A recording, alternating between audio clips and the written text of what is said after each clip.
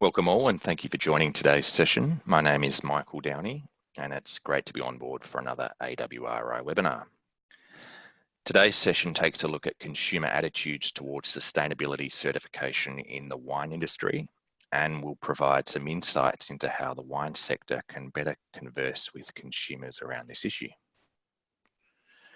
But before I jump over to today's topic and introduce our speaker, some very quick reminders for you, the audience. To provide a comment or to ask a question, please open the Q&A section of the webinar, type in your question and click to send it through. There's also the option to get involved through Twitter. Please use the handle @_AWRI. The webinar is being recorded and it will be available to view later this afternoon from the AWRI's YouTube channel. All registrants will receive a link to view this recording after the session. Now, for those of you that have just joined us, welcome. Today's AWRI webinar takes a look at consumer responses to sustainability certification in the wine industry, and I'm thrilled to welcome our speaker. Joining us from Melbourne today is Larissa Barrows.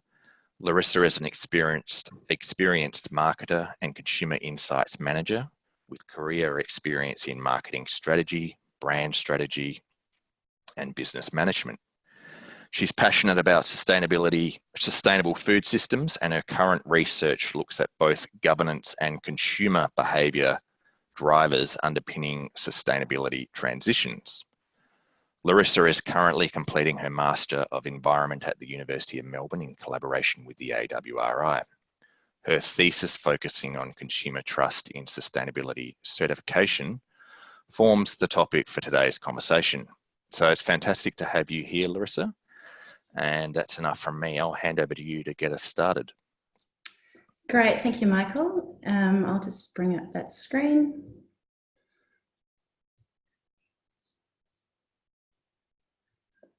And one thing I'll add in terms of my resume, I'm also a recovering banker, having spent probably a few too many years in that industry and trying to see the light slowly.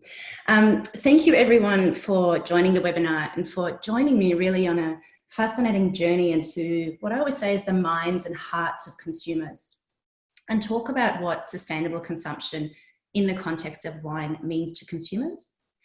And just to put ourselves into the shoes of consumers, consider just how complex sustainable consumption is to the everyday consumer. Having a bit of trouble getting through this slide, thank you. We ask a lot of consumers when you look at this slide in terms of sustainable consumption, and it's a really complex topic. It's, of course, not just about wine, it's about everything else you see here. It's about energy, it's about clothing, it's about transport, it's about waste. And it really creates a lot of confusion. And it's really important to recognize that this is often a state in which consumers start a sense of confusion. Or as Ava, I'll quote a participant from the friendship group that I interviewed, reflects with her peers on this topic of waste. She says, it's a constant struggle as to what am I doing? Am I doing it good enough? Have I just made the right choice? I spent half an hour on Google trying to find it. I'm still not really sure I've put it in the right bin or taken it to the right place. And I just always feel so guilty.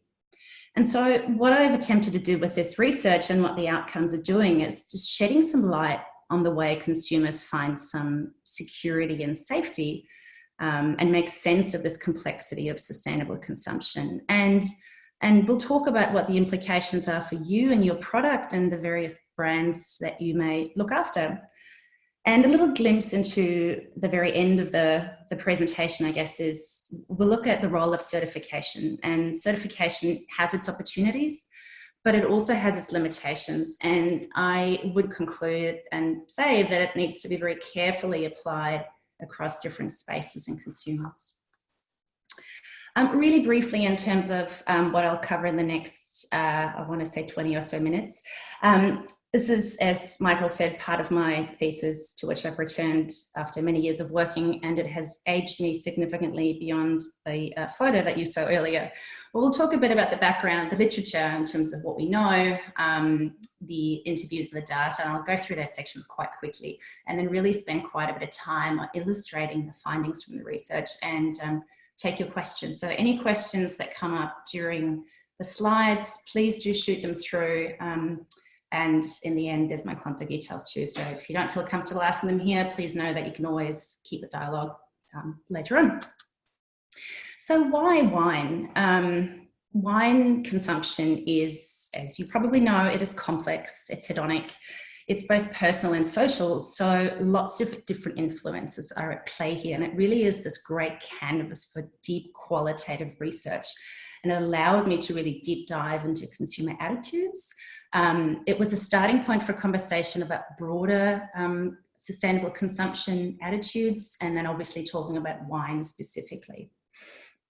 But I guess also in terms of the market that we operate in and why this research, and I'll preface this by saying that this research is very focused on the domestic wine consumption. But we know, of course, that Australia has a history of a fairly hands-off approach to ag sector regulation, not unique in that space globally. And what we see in those markets really, it opens the door for more market-driven initiatives like private regulation and all the various variations of that term, certification, eco-labeling, eco-certification, but we'll broadly call it private regulation and certification. So things like ISO, fair trade and organic. And of course, the wine industry's very own Sustainable Wine Growing Australia, which really caught my attention. So briefly, this is an important part of the research looking at the literature, but in the interest of time, I'll keep it super brief here, but please feel free to ask any questions that you may have where you want to delve a bit deeper later on. I've got a nice table of summary of the key research, should you want to see it. So wine and sustainability together is a fairly newish concept, and it only really surfaced on the research radar from about the year 2000 onwards. Now, I know that is a long time ago, but at the time, research into food more broadly and sustainability was a really firmly established topic, and the literature is certainly taking off around wine and sustainability. So it's becoming a more mature topic that is debated. There are plenty of really great industry reviews and comparisons of certification schemes done in Australia by some of your own members. They're a really fantastic resource. Those and others really point to this notion that local context really matters and understanding local markets. There are quite different insights from different geographic regions. Some conclude that social aspects really matter, for example, Terra Libera in Italy. And some conclude that they don't. Some find that consumers are willing to pay a price premium and some don't. There's also a lot of focus on what I call the what. So assessing that willingness to pay. So how much or how much more does a consumer want to pay for sustainability if that is warranted? There is a lot of research into preference versus say regions. It is very quantitative focused, and there's also, it's not to say that there isn't some great quality research already out there, so I'm really looking at the aggregate here, but there is a call for more qualitative research into how consumers understand sustainability in wine. There's a lot of focus on organic, so I caution you that when you do come across a good piece of research, there is at times a confusion between organic and sustainable. And be really clear on what the questions were really asked. Sometimes the title may say sustainable, but the research was really done on organic. And lastly, knowledge creation. So how you explain sustainability, consumers trust, will you actually do what you say you'll do? And ideas like social influences, how we're influenced and judged by others are also really important aspects. And particularly this idea of trust is underexplored. So the question for me that emerged was, how are Australian wine consumers building trust in sustainable certification schemes? I really briefly, just so you know where this data is coming from, I undertook in-depth interviews with wine consumers in the Melbourne metro region mid this year, 14 individual consumers, which I interviewed for 50 to 80 minutes. And given the importance of social influences and wanting to really understand how groups influence each other, I also then brought one friendship group into the mix, which unsurprisingly, with a lot of talk and chatter, lasted for a great 2.5 hours.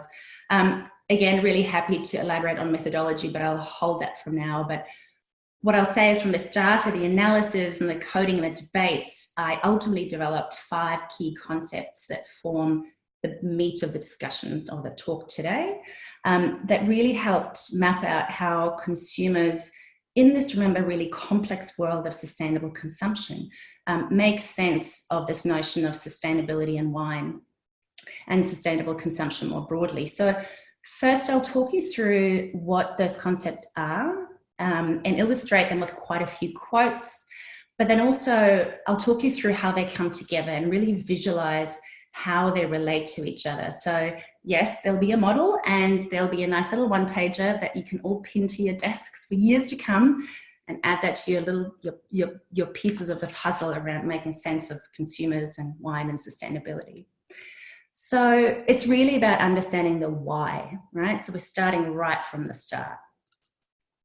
In terms of the findings, when I go through this and illustrate them with the quotes, just think about the following. What does this mean to your wine, your product and your brand or brands, and your consumer and where they may fit? And you may not have an answer. You may have all the answers to those particular ideas. So just think that through as we go through them.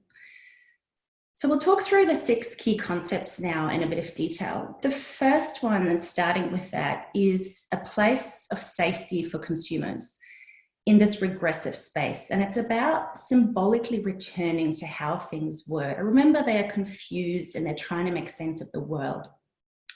Even though consumers can be progressive in lots of other ways, what I'm finding here is that when it comes to some of their consumption, they kind of want to transport themselves back to the good old days. And some of the quotes to illustrate that are from Sarah. Weren't our grandparents amazing? They made everything themselves. Everything was made from scratch. They ate simply, they ate locally. You know, they went down to the butcher to buy their meat, not the bloody supermarket. I had to make one of the words slightly more PG rated, by the way. Camilla says, I like that the market is again placing more value on family-run farms where it's run by a certain number of individuals that work there and live there and love the animals and name the grapes or name the pigs and love what they do. And as I go through these quotes, keep in mind, these are illustrative. There are dozens and dozens of quotes that really support the same idea. And so here in this space of regress, to feel connected, consumers start to mimic some of what they see as the good old days. Go back to that slide. With, you know, examples, Alice making her own cleaning products and Ben visiting local produce markets and Nicole dropping off her kitchen scraps at the neighbour for composting. So lots of ways they embrace this in everyday life. Different to regress, I see consumers finding security and sense by being quite progressive, by really embracing this dynamic journey of sustainable consumption and really adapting to, I guess, being in the know about sustainability and wanting to evolve with the times. So some of the quotes here are Alice saying, I'd like to have the choice around sustainable wine consumption, maybe as a PS. Not the main event, but feeling I'm in the know, maybe a red cap, maybe a green band around the cap, and that way they don't even need a label. Roger says, when talking about having seen a unique serial number on a bottle, he says, I like the idea that this might tell me more about where it is made and how it is made and how that wine ended up in this one bottle that I'm now buying at Dan Murphy's. And coming on to sort of number 3 of the findings, this is a really interesting space where consumers want to hear and dip in and out of stories, and they can be one and the same consumer, and they want this to happen on their own terms. So when they hear about facts and stories, they want to hear it, they don't want to hear it. There's a real need for tell me, don't tell me. So they need to be able to pick up and choose from very different communication channels and styles. They're quite open in the space to hearing a sustainability message, but they also want a little bit of that burden of the constant evaluation of sustainable consumption taken away from them. So they want to be kind of helped along the way to diminish some of that responsibility and be helped to make right decisions along the way. So Danielle illustrates this balance of facts and stories by saying, on the one hand, I'd be looking for some kind of Australian standard and a serial number somewhere. I'd want something with a bit more data behind it.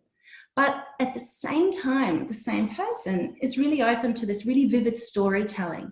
And she talks about how, in her own words, Maybe the small producers aren't a massive barn of farms with lots of underpaid backpacker workers sleeping in rows and sheds, being whipped or underfed or underpaid to make the Foster's wine. And another reason it is so important to let consumers pick and choose how they hear this message is because they very strongly associate sustainability with organic practices. And I would hypothesize that it will take a fair amount of education to help them understand that they're different. And there can be quite strong positive, but often quite negative associations with organic. So Alex, for example, said, I remember when organic wine started coming onto the shelves and it was often terrible. And I just think the winemaker was probably coming from the right place, but you know where they might have been coming from? The organic place rather than the winemaking place. And if you get those two confused, you can produce a really shitty product, she says. So as I said earlier, in trying to piece all this together, consumers want to be really educated. They want to diminish responsibility when they're in this place. And they kind of want someone to demonstrate that they're doing the hard work and giving me the message just how I need it, just like the perfect smorgasbord. Different to that, we're in this space, different to diminishing this responsibility, it's about really a space where consumers want to abdicate and get rid of responsibility. And that's driven by a couple of things. There's a legacy, particularly with the association with wine, that it's innocent and unpoliticized, but also more broadly, and it doesn't just have to be wine specific, by the way, this can happen in lots of different spaces. But also this idea that I'm giving myself debits and credits and therefore I'm in an okay space. So to illustrate this innocence and unpoliticized space, David says in regards to wine, I mean, it's been something that's been done for hundreds of years. The principles of making wine goes back 2,000 years ago when the Romans were doing it. Sarah says, I wouldn't think of wine in the same way as palm oil. If anything, it's romanticized. I mean, people have their weddings at wineries. The idea of the farm that has almost its own mystery and whatever around it. And then on the other hand, this idea of debits and credits. Kate says, I'm the ultimate hypocrite because, actually that's Eliza, I always take my bags, but then we have a second home to which we drive, often with 2 cars. And then she laughs comfortably because she's okay in this space. Kate says, I'm very super conscious that every time I get on a plane and go away for a long holiday, I'm using all that fuel and it's such a waste and it's bad for the environment. But then I get over to Italy and I eat all their totally unmodified GM crops and I lose all that guilt completely. And again, what I said earlier to summarize what goes on in consumers' minds here is that they really want to abdicate or get rid of responsibility altogether. They're in a space of, yep, I know I'm being bad here, but I'm good in so many other ways. A couple of consumers who are otherwise quite engaged, sustainable consumers say, I fly all the time. That is never going to stop, never ever. I'll die before that happens. That's my thing, travel excites me. And another death association comes from Sarah, who says, I would rather die than stop drinking wine. Another key concept that emerged, and there are a couple of concepts to go, they actually impact on all the others, the 1 through 4 that I just talked about. And this first one talks to whether consumers trust that you want and can deliver on sustainability. So this is what I call the sort of head and heart competence. And they do trust those organisations most whom they have perceived to have both of those competencies. And interestingly, there is a large amount of distrust in producer size, winery size, retailer size at both of those levels. So Jamie, for example, says, I just don't imagine it's commercially viable for really large places to necessarily be or just suddenly switch over into sustainable practices. And Ben talks about this element of care and says, there's probably a perception, and I know that's not necessarily true, but it's like, oh, it's locally produced. And I think in my mind, local and small and sustainable kind of merge together. And interestingly in this space here, the voice of the winemaker or a trusted retailer comes through really clearly for many consumers. So David says where the conversation really needs to start, rather than me going into a bottle shop, is it really needs to start with the winemaker themselves. Now, this particular consumer doesn't always buy from the cellar door, but he looks for that connection with the winemaker, the voice of credibility. And Kate really nicely illustrates remember this distrust that I talked about in larger producers, but it can be really moderated if she feels she can hear it from the winemaker. She says, in reference to knowing, and I asked her, how do you know if a wine label really tells you the truth about sustainability or not? And she says, well, I do tend to trust people on face value, one-on-one, but not a large conglomerate. But then she goes on to say, so if a Penfolds told me and I had no way of speaking to the winemaker, I probably wouldn't trust that story. However, if she does feel more connected, all of a sudden that distrust can really be mediated. And last but not least, before I talk to you about the map of this model and how they relate, in the context of wine, social influences play out really, really strongly. The dilemma of wanting to please others and be seen as constantly acting socially appropriately is really compounded when consumers take sustainability elements into consideration. And what they're doing here, as genuinely engaged consumers, is at times seek and really give advice. They look for social credit of doing the right thing, but they're also super aware of the social pressures and risks that they're under. So take Tim, for example, who says and talks about wanting to carefully educate others. He says, I feel like I have an obligation to do my bit and try to encourage people to think more critically about things, but in a way that doesn't ostracize me from my own community. But at the same time, the same consumer, Tim, talks about his experience of bringing a carbon neutral winery wine to a dinner with friends. And he says, it's carbon neutral wine, and people go, oh, okay. And they go and they taste it and they may think, does it taste shittier now that I know that?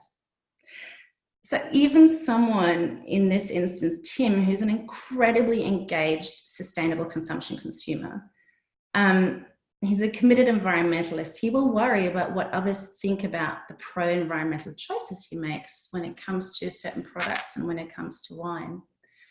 Another quote here from Alice, who says about bringing an organic wine to a dinner with acquaintances, and then when I handed it over, I felt really a bit embarrassed because it wasn't a recognized brand. And if you buy an unknown bottle and it's organic, is that going to be seen as being good, or is it going to be seen as being bad? So really it creates a whole lot of angst, and consumers need to navigate this angst.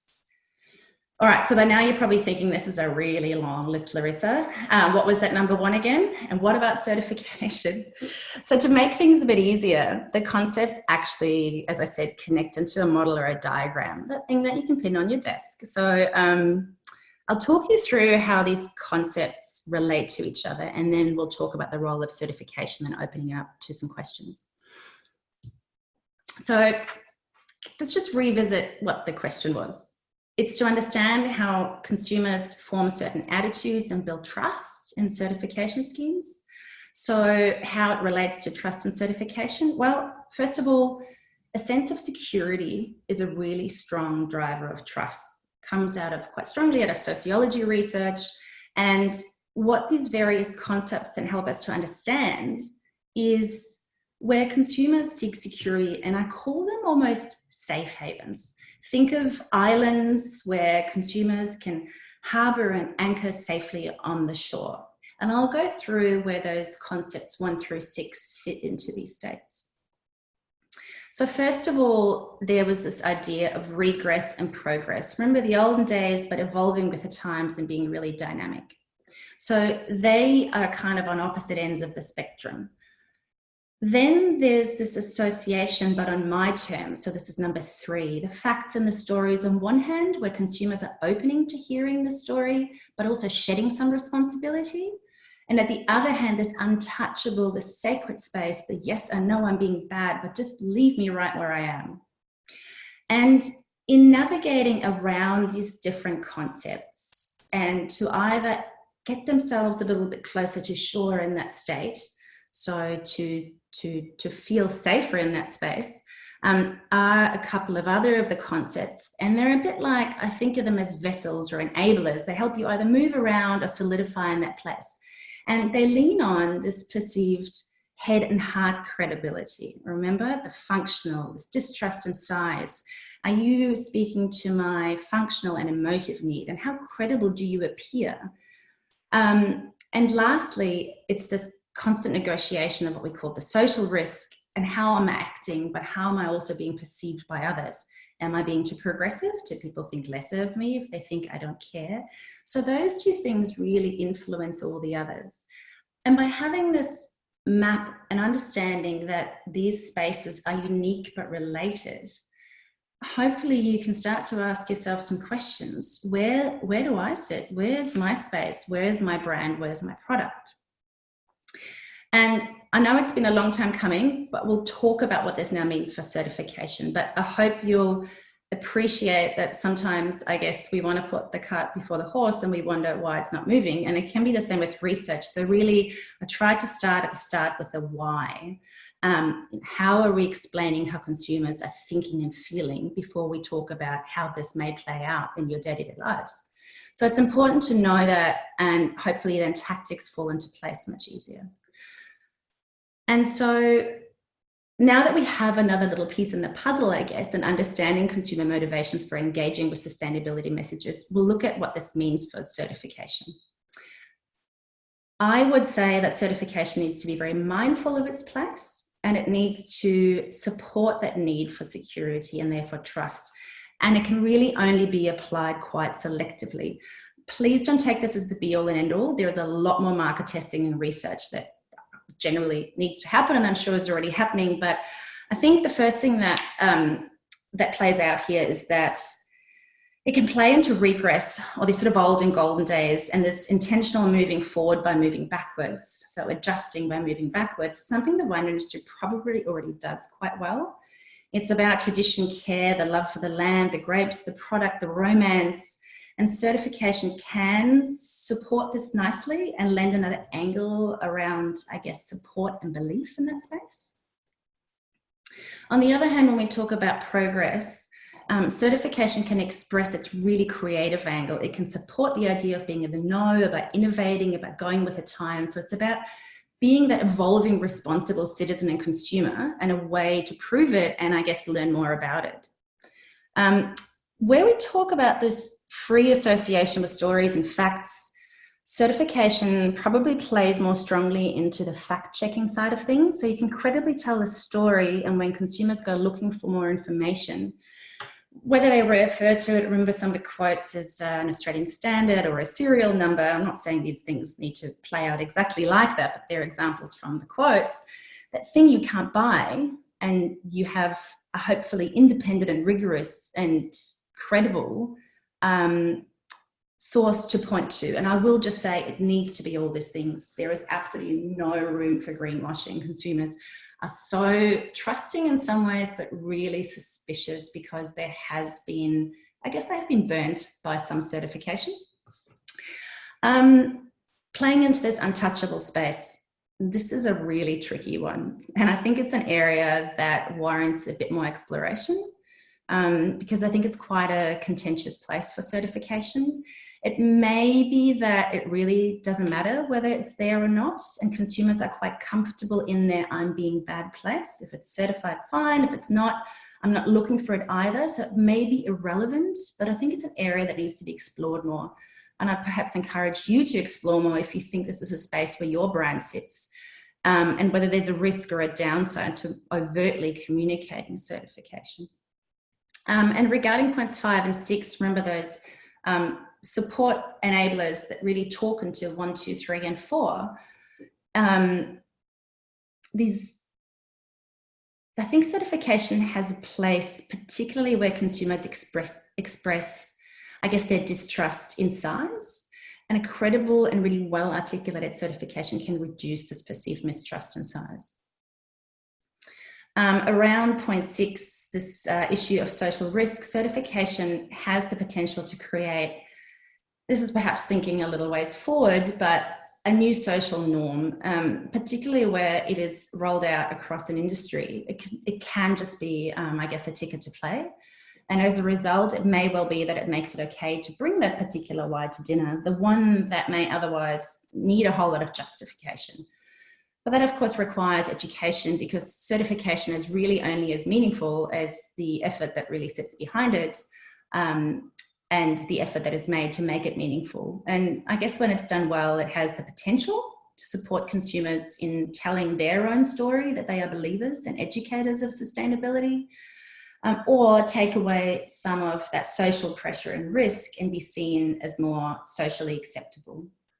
So get your questions ready, because I want to wrap up with one last slide and really some key takeaway messages, which are, and I'm going to use a cliche, there really is no silver bullet. I hope you've seen that through understanding where consumers are coming from in the first place, seeing those various states and the islands they like to be in, the tensions of the model, that's illustrated that there are lots of different spaces consumers can occupy. Sustainability is a dynamic field in the minds of consumers, and it is full of traps, but it's really also full of opportunities. Know or find your sustainability space, which also means different brands can have different meanings in different places, as those of you managing brands will know that quite well. If you're not already doing that, talk to your customers. Take this research really just as one piece, as I've said, of a very large puzzle. And I know you deal with plenty of insights every day. And perhaps just take cues from the research and use it as a map in listening to what your customers are saying. And I guess last but not least, if you understand these various tensions, along with really your other wealth of knowledge and insights, you are in a good place to tell your story, but in the right way, and ultimately to help build that trust and security that consumers look for to meaningfully engage with this idea of wine and sustainability and certification. So thank you for your time. And I'll maybe bounce it back to Michael at this point to see if any questions have come through, or if there are any questions that we're still waiting to come through. Thank you very much. Okay, fantastic. Thanks very much, Larissa, for sharing your research and diving into what is a really complex but important issue. Yeah. As Larissa's already indicated, we will move into a Q&A from here. So I do encourage you to start typing in your questions. Larissa's going to stick around for a little while. So if you have got any questions regarding this research, now's your opportunity. Just a reminder, if you do want to ask a question, open the Q&A button in your webinar toolbar and type your question and click to send it through. As Larissa's already mentioned, she is also happy to communicate directly, and she's included contact details there on your screen now. That email address almost makes me feel so youthful. Yes, nice seeing student in there, isn't it? So we don't have any questions at this stage, Larissa. We'll stick around for a little while to see if any come through though. Sure. There is one question I might just bring up, only because when I discuss this research with industry and other researchers and marketers, perhaps I might just raise this. There's a question that quite often comes up, which is, what does this mean for the brand Wine Australia more broadly, and how may this play out in different markets? And in some ways I do and don't have the answer to that question.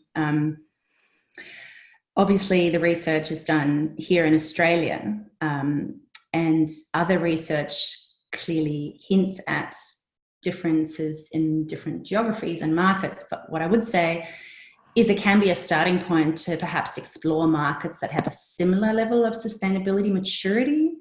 But I think, like with any good research, you can't just assume that it can be neatly transported and play out in the same way across different geographies and contexts. So each market will likely have its unique and own sets of consumer types, but it's certainly a starting point for analysis. But yeah, very much done around attitudes and domestic wine consumers. And I think that is really important, because the history of certification in all sorts of different product areas does really shape what consumers know about it, how they engage with it, how they think about it. There are legacies to be dealt with, good and bad, and I guess in some ways we have some legacies in Australia, but we're also in this, really fresh space around being able to approach sustainability communication, particularly around certification, in a sort of a fairly new way, and without the legacies of dealing with a program that has been communicated to consumers for 20, 30 years. So yeah, that is a question I sometimes get, but if there are any others, happy to take them, or as I said, very, very happy to answer questions via email or social media as well. So we don't have any questions, Larissa, so I guess we can just assume that you've done a fantastic job presenting. So I think we might start to wrap up, unless you wanted to add or contribute any further content. There's nothing else to me, Michael. Thank you very much. But yeah, really grateful for everyone who's had an opportunity to dial in and listen to the presentation today. Oh, look, would also like to extend a big thank you to you, Larissa, for exploring some key learnings around how consumers understand sustainable certification and practices in the context of wine. It's a really great topic. So there's been a question about including your email address in the notification that goes out post-session, and I will make sure that is included. We've also got some comments thanking you for your presentation here, Larissa. So pleasure. And we're happy to share this presentation as well. I don't know if you're sharing that, Michael, but I'm very happy for that to be shared. All the consumer quotes are pseudonyms, so it can go out. Yep. So certainly the recording will be shared with everyone who's logged in here today. Okay, we do have a question that's just come in now, Larissa, so I might go ahead and ask it. Mm-hmm. So a question here from Craig: the organic conundrum that can be so easily torpedoed by savage multimedia is this: how do you defend the use of the two cornerstones of organic viticulture of sulfur and copper when sulfur is a byproduct of the petrochemical industry and the wetting agent is a byproduct of the wood pulping industry, and copper is a heavy metal? So an interesting one there. That is a very technical question, and I actually don't know. I don't know that I can answer it possibly in that detail that Craig would like me to answer it, but can we maybe paraphrase it? Can you read that question again to me? I'm just trying to think whether I can answer it from a consumer behaviour point of view. Because I'll preface this by saying that certainly when consumers talk about organic, they don't go into the ins and outs and the details of what they really perceive organic to be. And I know that that is part of the issue, that there are so many various perceptions of what organic is and isn't. So I think Craig is really highlighting the paradox that might exist between calling a product sustainable when certainly some of the organic practices still rely on use of sulfur and copper, which I guess to me part of that is a technical question that the industry needs to probably grapple with, and remember what I talked about when consumers looking for facts and stories, they're looking for absolutely no greenwashing. So it is probably a technical aspect that the industry needs to work out and be really clear on what that proposition of sustainable is, so that it isn't just a bunch of box ticking. I'm not at all suggesting that it is, but this is what consumers are really afraid of. But how it specifically maps out and what is deemed sustainable and how that is then communicated to consumers, that is something the industry needs to, I think, deal with, and be really clear on whether is this sustainable just at the most basic level, are we just doing bare minimum, or are we adopting best practice? And this is not unique to the wine industry. There is a lot of skepticism around what sustainability really is, but I think that's where not just telling a glossy story, but having the facts to back it up, and then being able to justify things like that, this paradox, this what are we using, what aren't we using, how we explain the difference between organic and sustainable, is part of all that. Does that kind of make sense? Yeah, look, I think it does, and it's obviously a very complex issue, but look, Craig, if you do want to continue dialogue on that further, then perhaps feel free to reach out to Larissa via email, and absolutely. we've got also, if anyone is really interested in honing in on a particular topic, I have thousands of consumer quotes that we can go through and maybe illustrate a certain area and maybe bring it to life a little bit more. So when people, when consumers talk about this perception of organic, what is some of the language and the words that they're using? So if someone's interested in deep diving into something in particular, I can bring that to light a bit more. Sure. And we have got another question that's come in while you've been speaking there, Larissa, around, okay, so the question's from Frank, and Frank asks, does the regress-progress dichotomy reflect distrust/trust in science? Is science seen as a positive to sustainability, or is it a negative?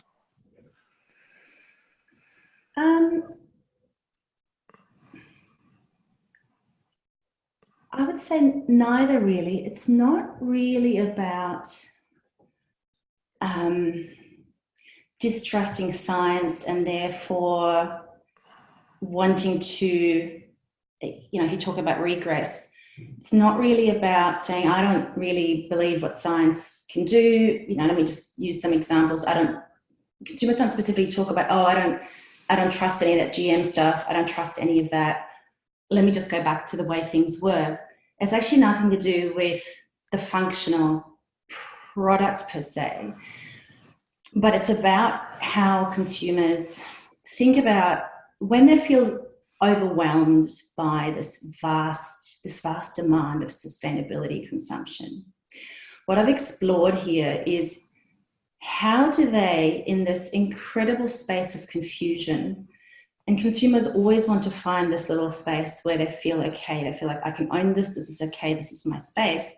How do they make sense of this bubble of confusion?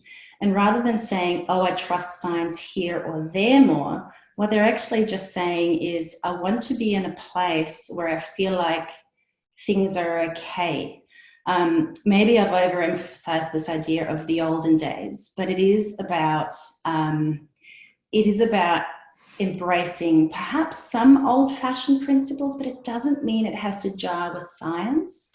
It's really just more about knowing that whatever the sustainability piece does for me is allowing me to be in this kind of regressive, comfortable space where I'm not so overwhelmed with all the technicalities of sustainability. And this may well play out in a way that we can say, we have come up with the most amazing scientific solutions. Don't you worry about any of that. It just means we are restoring the balance and things are okay. Maybe it's about we're, scientifically really good at watering our vineyards, or at recycling waste to really minimize the impact. You don't necessarily need to tell me all the technicalities of it, but just tell me it's okay and I'm in this safe little space of regress. On the progress side, it's a very different mindset of consumers. They may well want to hear about your cradle to grave approaches and your fantastic glass recycling and how you track your products and how you carbon offset your impacts from your diesel or your shipping overseas. So they're really open to hearing about all these amazing innovative things that you talk about, but really more I want to learn about it, I want to know about it, tell me all the ins and outs, versus just a smaller, more comfortable place. But I think science selectively has a space in each of those areas. And to be quite specific, a distrust in science hasn't come up at all in this research, but potentially a more technical aspect to explore when you think about how do we actually tell the message. Yeah, fantastic question from Frank, and Craig agrees that it was a great question, and it, as you've mentioned, also indicating that it's probably how you tell the story. We've got another question here, Larissa. This one's from Chris, who sometimes hears it said that the modern paradigm is increasingly people expect more but believe less, while at the same time it seems like many, and especially younger people, listen more to social media views than that of experts or systems. If this is increasingly true, how do systems, for example, certification, break through or succeed into the future?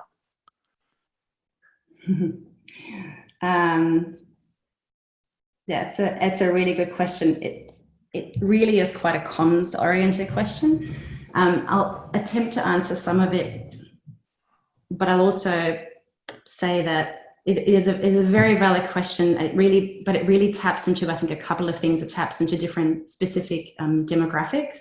So you talk about a younger audience, and it taps into different communication channels. So what's the role of social media versus a million other things do you have to choose from advertising, salad door, industry communication, et cetera, et cetera. That really is quite specific comms testing. Do people expect more and believe less? I think there's a couple of things going on here. There is, I'm sort of taking a step out of this research and maybe talk about sustainability more broadly. I guess there is, in some ways, an expectation of more. Particularly where topics are politicized. Think about waste, think about eggs. We talk about eggs a lot in the research, but that's an animal welfare component. There is an expectation that businesses do better, often when they are put under the spotlight. Do they also believe less? In the context of certification, consumers, as I said, have, from this experience, no tolerance for greenwashing, for fact spinning, because they are quite critical of some known certification schemes. They're quite critical of the heart tick. They are quite critical of free range because they know that there are many ways to tell the story. And I guess it comes back to having a really tight story to tell. So being able to demonstrate that this isn't just about box ticking, but it is about setting a really good standard. But as I said, only when consumers go looking for it. It doesn't need to be on every label and in every piece of communication and nailed to your cellar door. When consumers go looking for it, there needs to be a really good explanation as to why this isn't just some self-invented, yep, we'll do something, but how this is almost best practice. As I said earlier, when it comes to testing segments and communication, yes, we know comms is really, really, really cluttered. And I guess you have to test the messages across different channels. I really can't give an answer because I haven't gone and developed different segments and looked at how it specifically plays out in different channels. But it's incredibly important to do it. You don't know what message ultimately resonates until you try it, and you try it across different channels. So I might leave it at that. But it's a really great question that we can probably debate for a long time. Absolutely. Around this notion of the modern paradigm. I've also had a question here about regenerative agriculture and how this fits into a sustainability discussion. Do you have any insights around that aspect, Larissa? No, other than it's a really important hot topic from a sustainability point of view. I think what probably needs to happen, because sustainability is vague and complex in a lot of ways, I think as an industry probably need to define quite clearly what you mean by all these different terms. They're not mutually exclusive, but it takes a fair bit of educating consumers, which is an opportunity, but it's also a curse, to explain what that means. Look, Regen Ag hasn't come up specifically. It is, look, a couple of consumers probably would know about it, but I think it's a particular concept that's probably beyond the average consumer's ability to really understand. But knowing how they relate to each other and knowing how you communicate that and where you set your benchmark and your standard, I guess, needs to be industry defined. Sure. Okay. I have a lot of opinions. Oh, that's why we've brought you in today.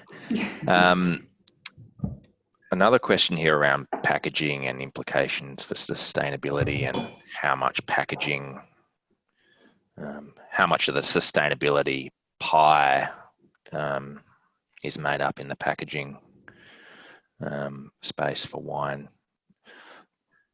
Do you have anything to share on packaging? Yeah, a little bit. Look, first of all, I'll say consumers generally, this does come up, this question has been asked a few times around, but do consumers really, is sustainability certification really just about what happens here and about the vineyard and domestically, and what happens if you export everything? You have no idea what happens to your bottle, to your glass. So I have thought about this question a little bit. First of all, I'll say, generally speaking, the consumers that I interviewed think of wine in quite narrow terms. They don't think about wine as this, I don't want this to sound diminishing the amazing process of winemaking, but they don't think of it as an industrial machinery. They don't think of, tractors driving up and down the vineyards and refrigerants being used and energy consumption and, big warehouses full of vats. There's almost this sort of beautiful mystery that, wine just kind of magically appears. There's a grape, it gets crushed, it gets made, and it's sold at the cellar door, and it's sold to me in a bottle of wine, and it tastes fantastic. I have tried in quite a few interviews sort of tease out how far and how deep people's knowledge is around, and how much they even consider that whole industrial process as part of their attitude formation, because it obviously is so important from a sustainability point of view. And they really don't think about it, generally speaking. A couple of very informed consumers do talk about life cycle analysis and glass recycling. But again, I would say, when you think about what goes into making a certification genuinely meaningful, is there something you should be genuinely addressing?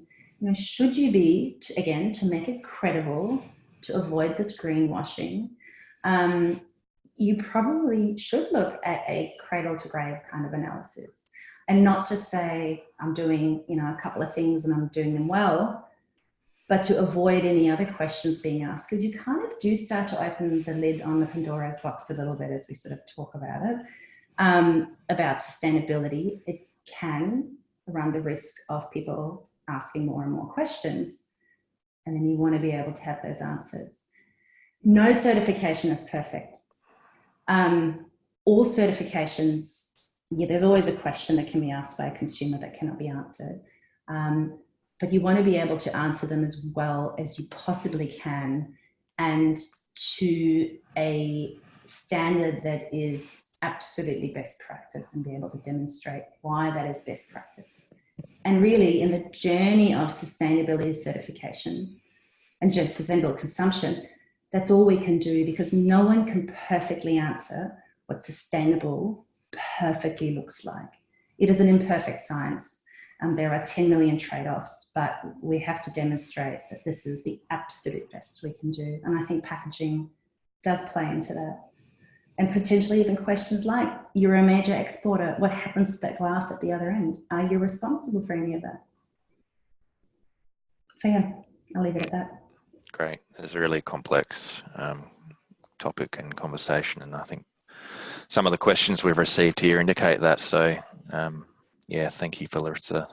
Thank you, Larissa, for doing your best to respond to all these questions, and it clearly indicates there's a lot of interest around this topic as well.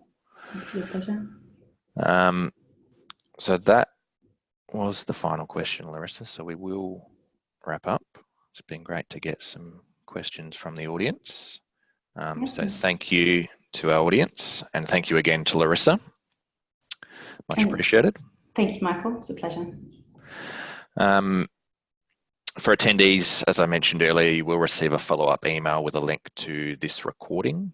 A reminder, the next AWRI webinar is on Thursday, 7th of November.